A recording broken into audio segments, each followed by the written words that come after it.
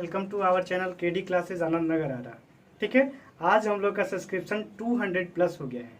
इसका मतलब कि हम लोग अच्छा काम कर रहे हैं और आप लोग इसी तरह से हम लोगों को मोटिवेट करते रहें।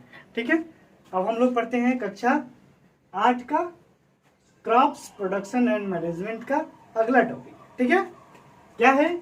Sowing, the process of scattering seeds in the prepared soil. जो सॉइल होता है, जो प्रिपेयर्ड सॉइल, जिस सॉइल का प्रिपरेशन पीछे पढ़े हम लोग, तो उस तरह से मिट्टी को बनाने के बाद हम लोग इसमें बीज लगाते हैं और इसी प्रोसेस को हम लोग सोइंग कहते हैं। ठीक है, अब देखते हैं इसको मैनुअली हाथ के द्वारा भी, लेबर के द्वारा कराया जाता है, मतलब मजदूरों के द्वारा लगा के कराया जाता है। और एक प्रोसेस होता है बाय सीड्रिल, बीज लगाने वाला एक मशीन होता है सीड्रिल, उसके द्वारा भी हम लोग इसका उपयोग करते हैं। और उसमें क्या क्या हम लोग देखते हैं, वो उसका क्या क्या फायदा होता है, इसके बारे में हम लोग जानते हैं। क्या होता है? सो सीड्स एट यूनिफॉर्म डिस्टेंस, मतलब ये जो सीड ड्रिल मशीन होता है वो क्या करता है, बीजों को एक निश्चित दूरी पे लगाता है। ठीक है, मतलब जितने अच्छे तरीके से हम लोग दूरी को मेंटेन नहीं कर सकते हैं, उतने अच्छे तरीके से ये जो सीड ड्रिल मशीन होता है वो करता है। ठीक है, protect seeds from being eaten by birds, और ये क्या करता है, मिट्टी के अंदर भी निश्चित दूरी तक उसको ले जाके छोड़ता है बीज को, जिससे कि क्या है, जो पक्षी होते हैं वो उस बीज को नहीं खा पाते हैं। ठीक है, नेक्स्ट क्या होता है? सेव टाइम, कम समय में हम लोग ज्यादा खेतों में बीज लगा सकते हैं। मतलब ज्यादा, अगर बहुत ज्यादा खेत है तो हम लोग कम समय में उसमें खेती बीज लगा सकते हैं। ठीक है, नेक्स्ट क्या होता है? सेव ह्यूमन लेबर, और क्या करते हैं, इसके द्वारा हम लोग मजदूरी को भी बचा सकते हैं। ठीक है,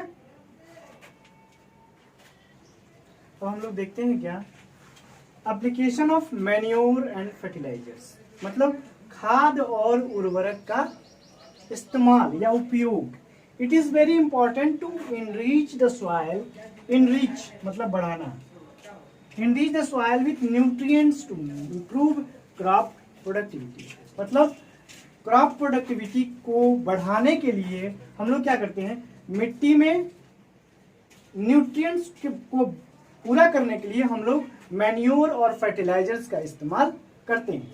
ठीक है, और इसके गुण क्या क्या होते हैं, मतलब इससे फायदे क्या क्या होते हैं, ये क्या करता है मैन्योर और फर्टिलाइजर्स जब हम लोग मिट्टी में डालते हैं तो इसका काम क्या होता है? पहला होता है इम्प्रूव द सॉइल टेक्सचर, मिट्टी की गुणवत्ता को बढ़ा देता है। और क्या करता है? Restore soil with all nutrients, जो मिट्टी को जिस जिस न्यूट्रिएंट्स की आवश्यकता होती है, मतलब हमारे फसल को बढ़ने के लिए, उनको पूरा कर देता है, भर देता है।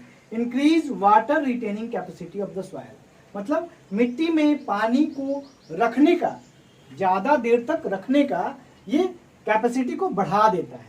और क्या करता है? नॉन टॉक्सिक, यह उसको जहरीला नहीं होने देता है। ठीक है, और एक होता है इको फ्रेंडली, ठीक, इको फ्रेंडली बनाता है। अब हम इसके दोष के बारे में पढ़ेंगे। ठीक है, नोट डाउन। चलिए अब आगे देखते हैं, आगे क्या होता है। हम लोग इसके एडवांटेज के बारे में पढ़े हैं, इसका मैन्योर और फर्टिलाइजर्स का, फर्टिलाइजर और मैन्योर का जो इस्तेमाल है उससे जो एडवांटेज है उसके बारे में पीछे पढ़े हैं। अब क्या पढ़ेंगे? डिसएडवांटेज के बारे में। वो क्या होता है? Cause water pollution if followed by excessive irrigation. अब हम लोग मैन्योर और फर्टिलाइजर्स का जब इस्तेमाल करते हैं और उसके बाद हम लोग खेत को जब पानी देते हैं, पटवन करते हैं, तो वो कारण बनता है किस चीज का? वाटर पॉल्यूशन का। कैसे? जब हम लोग खाद या मैन्योर को छींटते हैं तो क्या होता है, ज्यादा छींट देते हैं तो क्या होता है, और उसके बाद हम पानी देते हैं तो वो पानी क्या होता है, उस पॉल्यूटेड होके मिट्टी के अंदर या फिर बह के नदी में जाता है, और वहां भी वो मैन्योर को ले जाकर वहां दूषित कर देता है पानी को, वो पीने लायक नहीं रहता है। अब क्या होता है? Excessive use can spoil the soil fertility. अब हम लोग मैन्योर और फर्टिलाइजर्स का इस्तेमाल तो करते हैं, लेकिन अगर उचित मात्रा में इस्तेमाल नहीं करें तो क्या होगा, उसकी उर्वरता को, मिट्टी की उर्वरता को क्या कर देगा? समाप्त कर देता है। ठीक है, तो इसलिए हम लोग उचित मात्रा में मैन्योर और फर्टिलाइजर्स का इस्तेमाल करें। ठीक,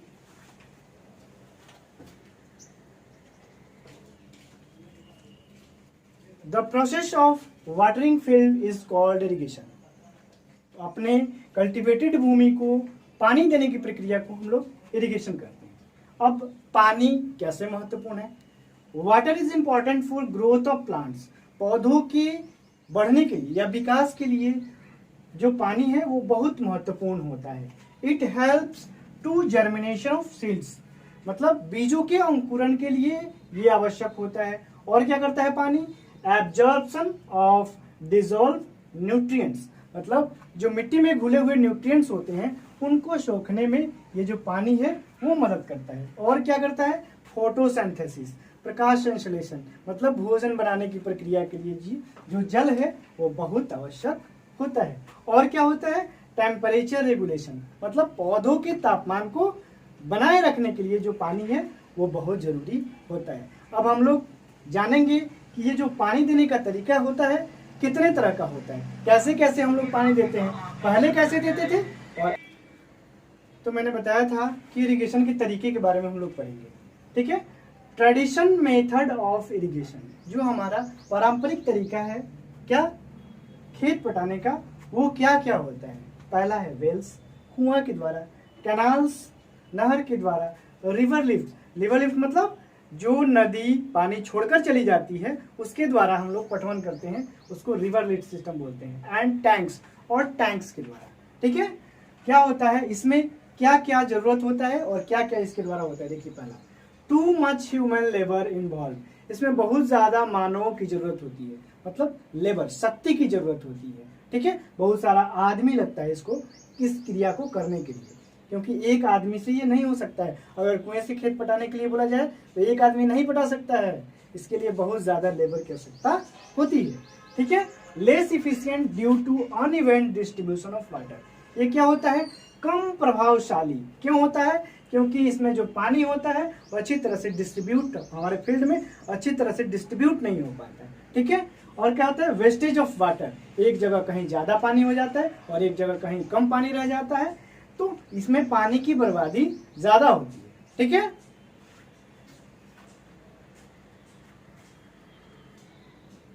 अब हम लोग पढ़ेंगे मॉडर्न मेथड्स ऑफ इरिगेशन, मतलब सिंचाई का नवीन तकनीक, ठीक है। नया तकनीक क्या होता है? पहला होता है स्प्रिंकलर सिस्टम। इस सिस्टम में क्या करते हैं? इन this system A perpendicular pipes with rotating nozzles on top. इस सिस्टम में क्या होता है? एक परपेंडिकुलर पाइप को डाल देते हैं और उस पर जगह जगह पे नोजल्स लगाए हुए रहते हैं। जैसे ही हम पानी को पानी उसमें छोड़ते हैं तो क्या होते हैं? नोजल्स मूव करने लगते हैं और वहां पानी क्या छिड़काव के रूप में छिड़कने लगता है, ठीक है। ऐसा हम लोग जब पार्क में जाते हैं तो पार्क में भी नोजल्स लगा हुआ रहता है, जैसे ही पानी का फव्वारा निकलता है ना, उसी तरह से हमारे मिट्टी को पर्याप्त मात्रा में पानी मिल जाता है, ठीक है। और दूसरा क्या होता है? Drip system. ड्रिप सिस्टम क्या होता है? In this system water falls drop wise near the root. इस सिस्टम में पानी को बूंद बूंद क्या फसलों के जड़ों को दिया जाता है। और इसका इस्तेमाल, जो ड्रिप सिस्टम है, इसका इस्तेमाल कहाँ किया जाता है? जहां पानी बहुत कम मात्रा में होती है उस जगह पे हम लोग ड्रिप सिस्टम का इस्तेमाल करते हैं।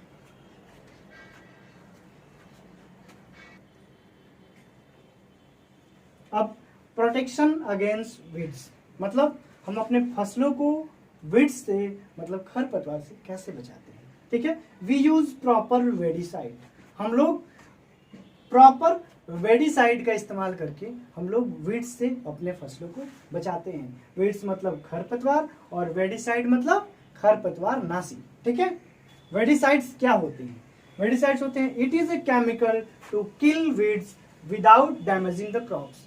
बिना फसल को नुकसान किए क्या किसी रसायन के द्वारा वीड्स को समाप्त करने की प्रक्रिया को हम लोग करने वाले को हम लोग वेडिसाइड कहते हैं, ठीक है। अब उसके बाद जब फसल लगा लिए, कट पक गया, अब हम लोग क्या करेंगे? अब हार्वेस्टिंग करेंगे। हार्वेस्टिंग क्या होता है? It is a process of cutting crops after it is manured. क्या होता है? मैच्योर्ड। जब फसल मैच्योर्ड हो जाता है तो हम उसको काटते हैं मैनुअली, सिकल्स के द्वारा, मतलब हंसुआ के द्वारा, या फिर मशीन हार्वेस्टर के द्वारा। जब हम लोग उसको काटते हैं, इस प्रक्रिया को हम लोग हार्वेस्टिंग करते हैं, ठीक है बच्चों।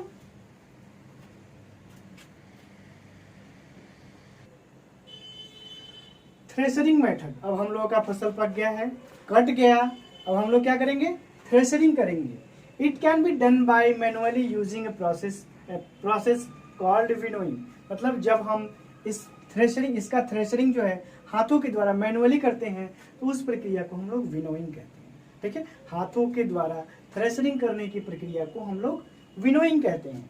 ठीक, और it can be done by machine, जब हम इसको मशीन के द्वारा करते हैं तो उसको कंबाइन, उस मशीन को क्या कहते हैं, कंबाइन मशीन या कंबाइन थ्रेशरिंग बोला जाता है। ठीक है, अब आता है स्टोरेज, हमारा अंतिम है। स्टोरेज क्या होता है, the process of protect food grains against the moisture, microorganism, insect etc..